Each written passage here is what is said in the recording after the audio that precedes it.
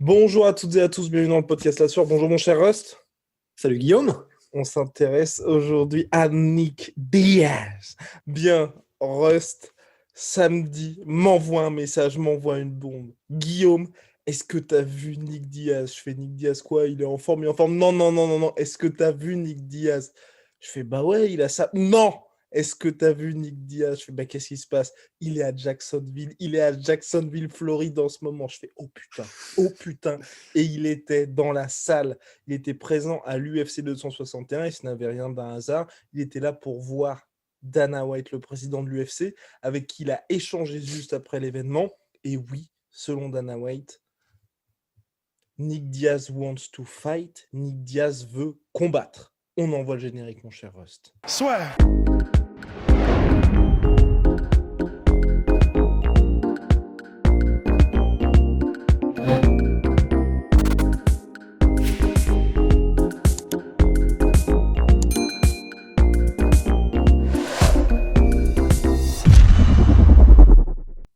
À Rust parce que là, il lui tarde d'en parler. Bah, je boue. Non, mais je boue parce que je boue pourquoi? Parce que Nick Diaz, en fait, c'est une licorne dans le paysage du MMA. C'est un gars qui fait partie de ces combattants. À la limite, même s'il n'était plus vraiment au top du top niveau, en fait, tu as juste envie de le voir, ne serait-ce que pour lui, pour la personne qu'est Nick Diaz, en fait. Et c'est pour ça que quand ça fait déjà un moment en fait qu'on a ces rumeurs du retour de Nick Diaz. Déjà l'année dernière, à travers son manager, il y avait eu des rumeurs comme quoi il était en train de s'entraîner pour revenir, comme quoi il voulait combattre de nouveau. Donc on commençait déjà à être un peu titillé. Mais tant qu'on n'avait pas vu Nick Diaz en personne, tu veux pas y croire en fait. C'est trop d'espoir, c'est trop gros. Et puis il y a rien de pire que l'espoir dans la vie finalement. Et en fait finalement il est là, il était à Jacksonville et maintenant c'est officiel. Et je suis tellement heureux. Je suis tellement heureux parce que mine de rien, c'est un peu comme Masvidal, tu vois. Masvidal, à partir de maintenant que je l'ai vu contre Ousmane, et certes, il a perdu, ok, il s'est pris un KO monstrueux, mais en fait, la manière dont il a réagi au KO, là, sur le moment, et ensuite, c'est-à-dire dans les jours qui ont suivi, ça me l'a rendu, mais c'est même pas sympathique, je veux tellement m'accrocher à des gens comme ça dans la vie, comme Masvidal, des gens qui réagissent comme ça, qui ont cette classe, qui ont cette force de caractère. Ça, c'est des gens qui font des choses qui te tirent vers le haut en tant qu'être humain. Perso, je veux ça à tout prix, tu vois. Et ben Nick Diaz fait partie de ces gars-là. Il fait partie de ces gars-là qui ont un vrai code d'honneur. Oui, il est bagarreur. Oui, il est. Enfin, il a eu pendant très longtemps une réputation vraiment, tu sais, de thug, quoi, vraiment de gangster qui dans la rue, qui fait n'importe quoi. Enfin, tu sais, ne laissez pas traîner vos enfants parce que s'ils prennent l'exemple sur Nick Diaz, enfin, ça va devenir. Et finalement, en fait, plus on a appris à connaître Nick et Nate Diaz, et plus on ne peut que les aimer en fait. C'est des gens qui sont tellement, mais ils ont une histoire qui est hallucinante. On fera quelque chose dessus et franchement, ça va être bien. Sur la biographie des frères Diaz, vous allez tout savoir, mais c'est vraiment des gens qui sont tellement inspirants en fait dans leur vie et Nick Diaz particulièrement. Parce que c'est Nick Diaz en fait il a une histoire qui est super triste, mais c'est lui qui a amené Nate dans le monde du MMA. C'est grâce à ça qu'ils s'en sont sortis dans la vie. Et juste, en fait, c'est même plus le combattant Nick Diaz que j'ai envie de voir, c'est l'homme Nick Diaz, en fait. C'est con, tu vois, mais c'est pour ça que le MMA, c'est aussi extraordinaire. C'est que ça permet d'avoir des gens comme ça que tu peux suivre. Et là, voilà, je m'arrête ici, mais je suis tellement content de revoir Nick Diaz, quoi. Eh ben, super, big shout out à my sweet protein. Big shout Je plaisante bien évidemment. Non, mais évidemment que Nick Diaz, c'est une véritable personnalité de l'UFC. Avant de poursuivre sur le sujet principal, j'ajoute quand même sur Jorge Masvidal, moi, de ma petite carrière de journaliste MMA, je n'ai jamais vu quelqu'un prendre une défaite comme il a pris cette défaite-là. On avait eu Dominique Cruz qui avait fait cette conférence de presse où justement il était debout face aux journalistes complètement transparent par rapport à ce qui s'était passé. Et vraiment, Grand Prince, avant de redevenir directement Dominic Cruz, Conor McGregor, la première défaite face à Nate Diaz, ou enfin la seule défaite, enfin la première défaite à l'UFC, je veux dire, face à Nate Diaz, où c'était impressionnant. Mais après, il y avait eu tout ce qui s'était passé sur les réseaux sociaux, où il assumait pas trop. Masvidal, là, ce qu'il a fait entre l'interview d'après-combat, l'interview avec Ariel Helwani, c'est dingue. C'est vraiment Ouais, complètement dingue parce que c'est une transparence qui est hyper rare dans le sport. Le fait de voir quelqu'un qui ouais. souffre comme ça, qui dit j'ai pensé à la retraite. Oui, j'ai pleuré, mais pas très longtemps. J'ai parlé à mon père. Là, j'ai toujours envie de gagner la ceinture. Même, et je sais que sur le prochain combat, j'en ai parlé avec mon père, j'en ai parlé avec mes coachs. Il faut absolument que je gagne le prochain combat. Ça va être chaud, mais il faut absolument que je gagne. Et en plus de dire Kamaru Usman, moi j'adore la violence, je suis un fan de ce sport, tout peut arriver. Et aujourd'hui, je suis un fan de Kamaru Usman parce qu'il m'a fait ce que j'aurais voulu faire. Pour un sport dont on dit très souvent que c'est miné par les égaux, c'est une gifle humainement ce qu'a fait Masvidal. C'est franchement, qui qu'on soit, d'où qu'on vienne et quoi qu'on fasse dans la vie, ce genre de truc-là, comme a fait Masvidal, voilà, c'est pour ça qu'on est là, quoi. Tu as entièrement raison, mon cher Rust.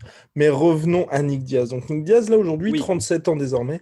Ça fait un moment qu'il voulait revenir. Il y a eu ces petits problèmes avec la commission athlétique du Nevada. Il s'était pris une amende. C'est ce qui faisait que ça retardait justement son retour. Là, ça y est, tout est carré.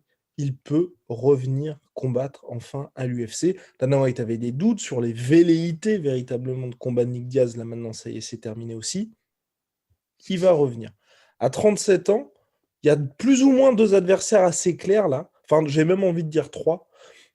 Deux qui ont affirmé leur volonté d'affronter Nick Diaz. Jorge Masvidal, actuel numéro 4 à l'UFC. Et bien évidemment, Khamzat Chimaev. Je ne sais plus s'il est sorti du top 15, mais bref, il est considéré comme la star montante de la catégorie welterweight. Et le troisième, il n'en a pas parlé, Nick Diaz n'en a pas parlé, mais ce sont les journalistes, les médias et pas mal de fans qui en parlent. C'est Robbie Lawler, ancien champion. Les deux s'étaient déjà affrontés pour une victoire par KO de Nick Diaz, mais c'était il y a très très très longtemps. Alors maintenant, Ross, qui est l'un des matchmakers de l'UFC, comme chacun sait, va choisir en fait et puis va désigner le prochain adversaire en exclusivité pour la sphère, bien évidemment. et voilà, c'est cadeau. Non, personnellement, je préférerais soit Robbie Lawler, soit Masvidal. J'aimerais vraiment pas que ça se fasse Khamzat, parce que pour moi, ça n'a pas de sens. Mais avant de continuer très rapidement, je voudrais juste adresser le fait que on avait eu cette interview fameuse de Nick Diaz où Oui. on avait l'impression qu'il était perdu, mais complètement bourré, où on sait pas ce qui se passait. Lui avait dit par la suite qu'il était extrêmement fatigué. Je sais pas à quoi c'était dû, mais on a vu cette énorme alerte en mode si c'est ce Nick Diaz là désormais, il vaut mieux ne pas le voir combattre. Ouais. Ça reste, alors voilà, ça restera comme ça, dans le sens, si on revoit Nick Diaz et qu'il parle de la même manière qu'il a parlé avant et que c'était pas juste, il était bourré ou un truc comme ça, là par contre, pour moi, il y aura sonnette d'alarme. Mais si c'était juste une soirée où clairement, soit il avait bu ou quoi, mais je crois qu'il ne boit pas, enfin je sais plus, ou qu'il avait pris un truc un peu chelou, et que là on retrouve le Nick Diaz entre guillemets normal, dans ce cas-là on pourra y aller. Maintenant, cette parenthèse fermée, parce que quand même, ça sentait avant tout, tu vois, on n'a pas envie non plus de voir un truc un peu triste. C'est clair. Mais cette parenthèse terminée, moi, donc, Khamzat, pour moi, n'a aucun sens. C'est pas la même génération, et je pense qu'il l'avait dit lui-même, hein, Nick Diaz, il a envie de combattre des gens qui ont déjà fait leurs preuves, et je comprends tout à fait, il a gagné ce droit, tu vois. Donc, pour moi, Robbie Lawler, parce que, on connaît Robbie Lawler, on sait ce qu'il apporte, ce sont deux légendes absolues du game, ça aurait du sens. Ça Mais t'embête là pas où sportivement? Moi, pour un bah retour, si, c'est ça. J'ai envie de voir s'il a toujours ça.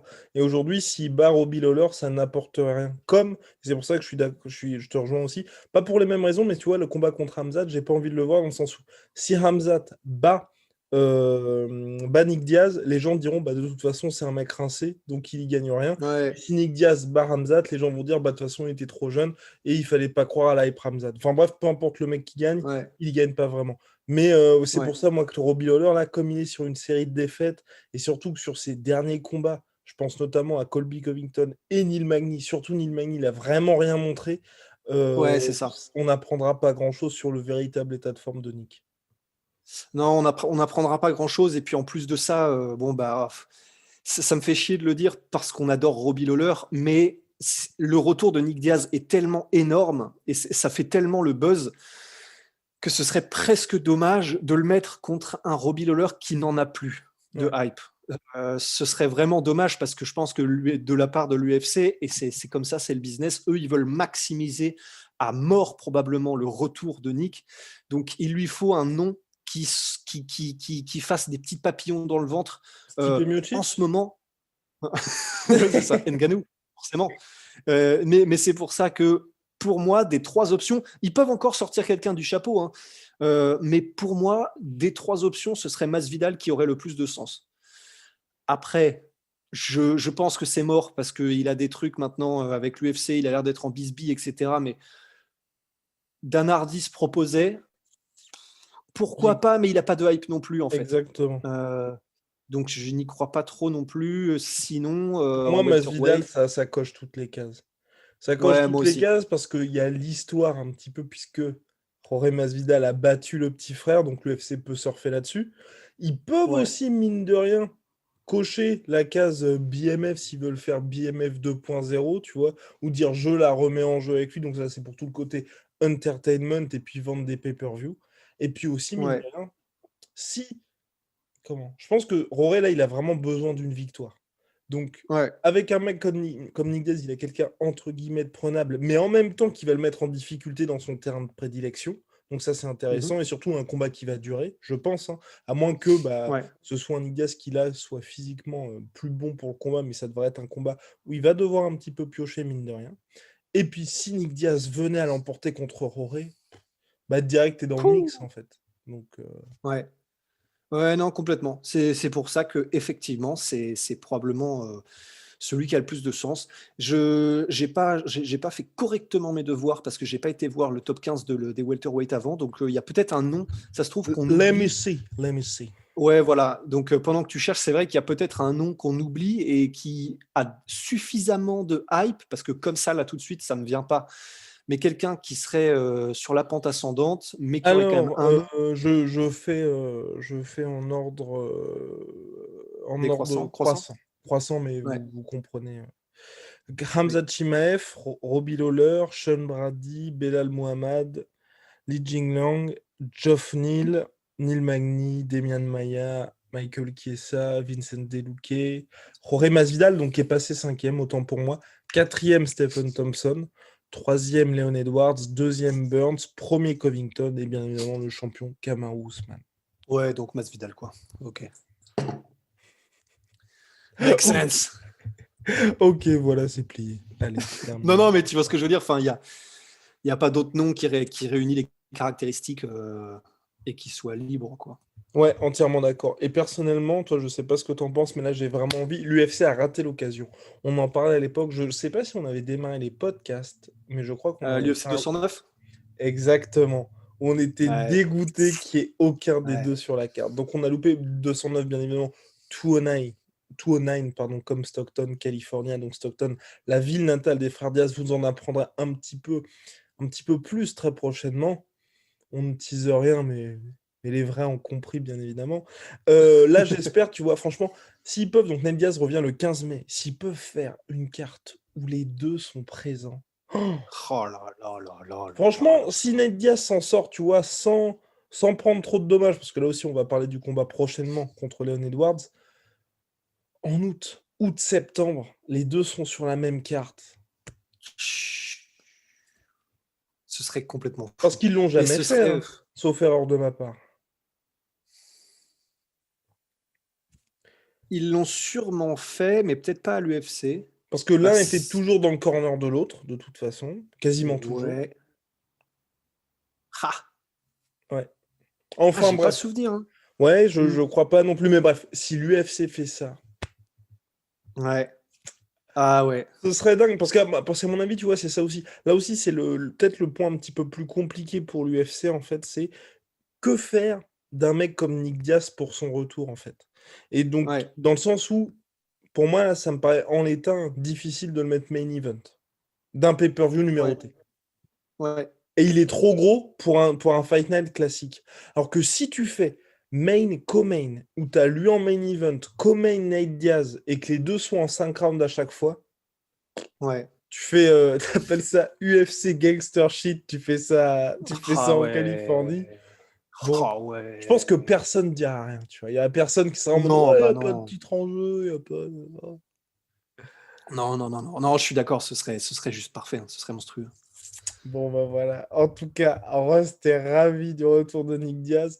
Moi Ouais, également. Ah oui, et puis pour rappeler, pardon, j'avais oublié ça. C'est vrai qu'en 2019, Jorge Masvidal devait revenir face à Nick Diaz.